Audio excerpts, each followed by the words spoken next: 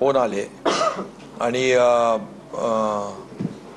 भांजेवाडी म्हणून आहे नौपाड्यामध्ये, चिखलवाडी भांजेवाडी तो परिसर, त्या ठिकाणी जवळपास 5 फुटाच्या वर पाणी साचलं होतं आणि त्यामुळे तिथून कमिशनर आयुक्त ठाणे त्यांनाही बोलवलं आणि तिथे आणखी जादाची जी काही क्षमतेची पंपिंगची सिस्टीम जी लावली आणि त्यामुळे तिथल्या लोकांना देखील दिलासा मिळाला. म्हणजे तिथून मी सुरुवात केली आणि नंतर मग मी सकाळीच आयुक्त गगराणी साहेबांशी चर्चा करत होतो.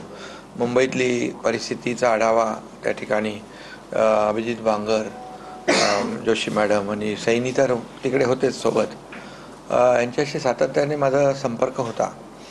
आणि त्यानंतर मिठी नदीच्या ठिकाणी देखील तिथं व्हिजिट केली.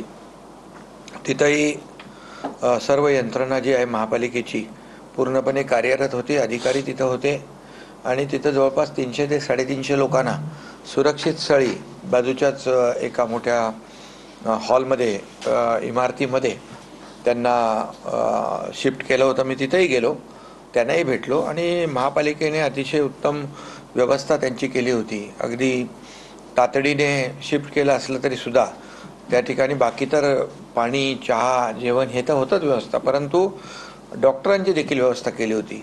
त्यामुळे तिथे प्रत्येकाचं चेकअप करून त्याला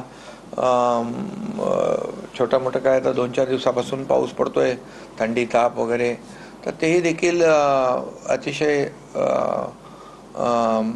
चांगल्या पद्धतीने त्या ठिकाणी काम सुरू होतं.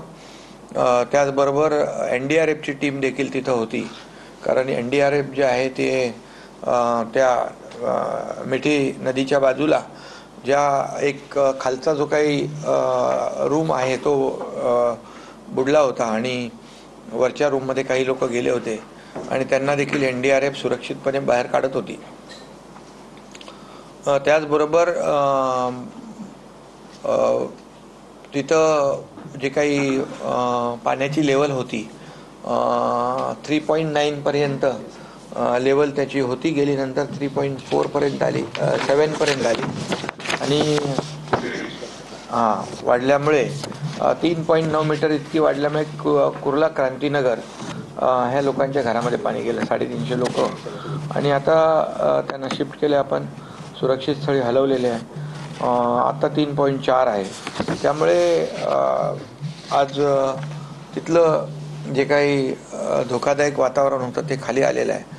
आणि सगळ्यात महत्त्वाचं म्हणजे मुंबई महापालिका नेहमीच की अगोदर जिथं वाटतंय की पाण्याचा पुराचा धोका होऊ शकतो तिथल्या लोकांना तातडीने सुरक्षित स्थळी हलवण्याचं काम मुंबई महापालिकेने केलं. तिथं